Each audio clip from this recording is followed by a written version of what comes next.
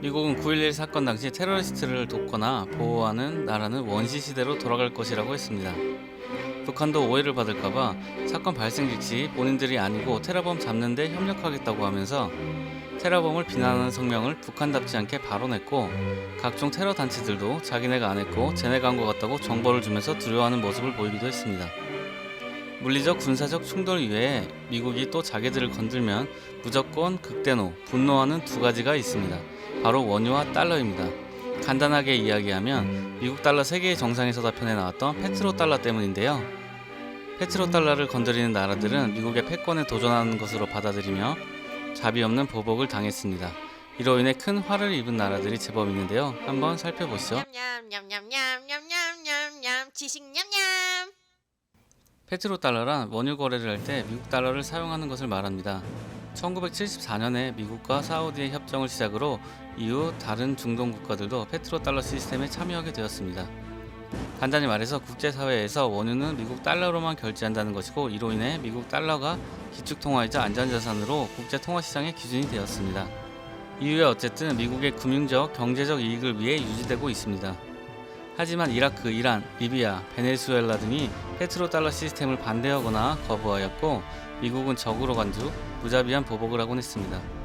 이라크는 2000년부터 유로를 사용하여 원유 거래를 하기 시작, 미국은 당연히 분노하며 이를 갈았고, 2003년 이라크에 대량 살상 무기 소유 의혹을 이유로 이라크를 침공하여 전쟁이 2011년까지 계속되었고, 수백만 명의 사망자와 파괴된 인프라 등 큰 피해를 남겼습니다.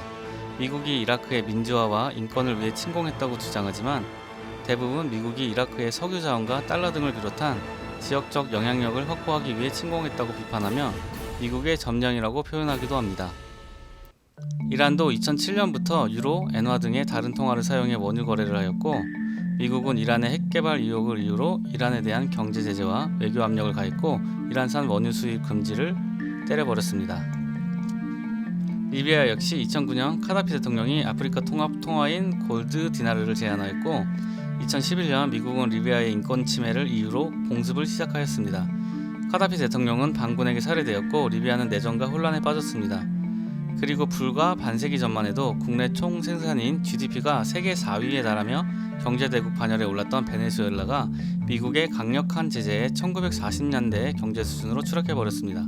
베네수엘라가 유로와 볼리바르를 사용하여 원유 거래를 해버렸고, 이는 역시 페트로 달러 시스템에 도전하는 것으로 간주되었습니다.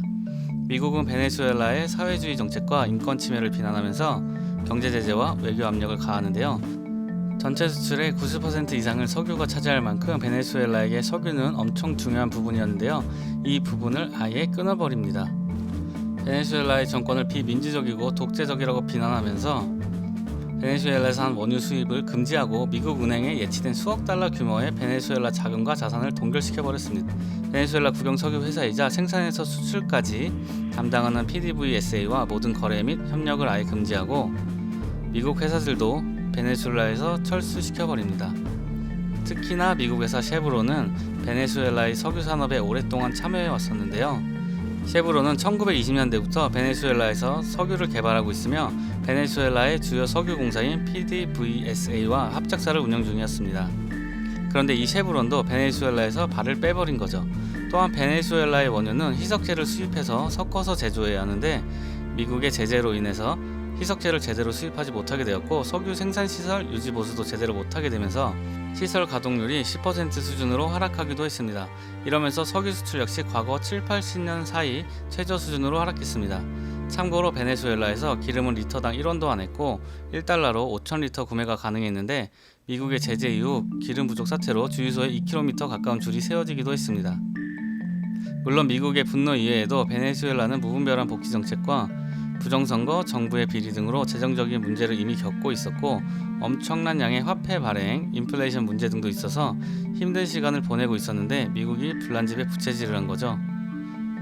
해당 내용은 자원의 저주라는 주제로 다시 찾아뵙겠습니다. 어쨌든 안 좋은 상황 속에서 미국의 제재가 더해져 완전히 그로기 상태에 빠졌습니다. 이렇게 미국의 제재나 압박은 세계화를 방해하거나 경제를 악화시켰습니다. 현재 등장했던 나라들은 대부분 공통적으로 미국의 입장에서는 미국의 경제적, 정치적 영향력을 약화시키고자 하는 의도가 있었고, 핵개발, 독재 정권, 인권 문제 등의 문제가 원래 있었거나 발생하였습니다. 어떻게 보면 미국은 본인들을 건드린 나라들을 벼르고 있다가 추가 명분을 제공하면 바로 공격을 날린 셈일 수도 있겠습니다. 어쨌든 이처럼 미국은 달러가 가진 국제금융시장의 막강한 영향력을 무조건 지키려고 하고, 원유 시장은 미국의 에너지 안보, 군사력과 밀접한 관련이 있는 만큼 이 두 가지를 건드리는 나라는 무조건 적대시하며 세계화를 방해하거나 경제를 악화시켰습니다. 그런데 최근에는 중국과 러시아가 페트로달러에 지속적으로 도전을 하고 있습니다. 아무래도 국제시장에서 달러가 너무 강력하면 미국이 너무 큰 힘을 갖게 되고, 그들의 입장에서는 이 점이 아주 마음에 들지 않겠죠. 중국은 2018년 3월 위안화로 원유 선물 거래를 시작했습니다. 러시아는 2019년 2월 유로로 원유 거래를 확대하고 루블화로도 거래를 하고 있습니다. 결국에는 미국 달러와 원유 시장을 흔들어서 미국의 지위를 낮추고 자신들의 이익을 증대하고자 함입니다. 미국은 역시나 가만히 있지 않고 러시아산 원유 수입을 금지하고 중국의 여러 문제에 개입하며 제재를 가하고 있습니다. 미국과 중국의 다툼은 점점 커지는 양상으로 최근 미국은 반도체 회사들에게 미국에서 보조금을 받은 회사들은 중국 기업과 연구개발 등을 할 수 없게 아예 금지시켰습니다.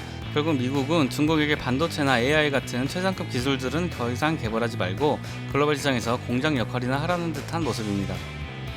텍사스주는 모든 초중고 대학교까지 중국인, 러시아인, 북한인 그리고 이란인을 입학 금지시키는 법안이 발효되기도 했습니다.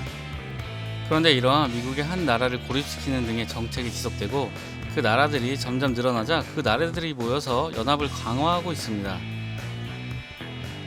결국 본인들이 합쳐서 대안적인 글로벌 네트워크를 형성하고 있는 모양새인데요. 중국과 러시아가 최근에 한층 더 친해지고 있고, 중국은 지난 10년간 600억 달러가 넘는 돈을 베네수엘라에게 빌려준 대가로 안정적인 석유 자원을 확보하게 됐습니다. 최근에 사우디에 방문해서 막대한 원유를 구입하기로 약속하기도 했죠. 이에 미국도 과거 트럼프 시절에 미국만 잘났다는 스탠스와는 다르게 동맹국과의 연대를 모색하고 필요한 나라들과 관계를 다시 다지면서 최근에는 베네수엘라 정권을 제재하면서 금지했던 쉐브론에게 베네수엘라에서 석유를 생산할 수 있는 임시 허가권을 발급하기도 했습니다. 최근에 시간이 갈수록 중국과 미국의 대결 구도가 또 갈등이 점점 더 커지는 모습인데요. 관련된 내용 과연 어떻게 전개되고 있고 어떤 양상으로 진행될지에 관한 영상 또 올려드릴 테니까 많은 기대 부탁드리겠습니다. 감사합니다. 냠냠냠냠냠냠냠냠냠 지식 냠냠.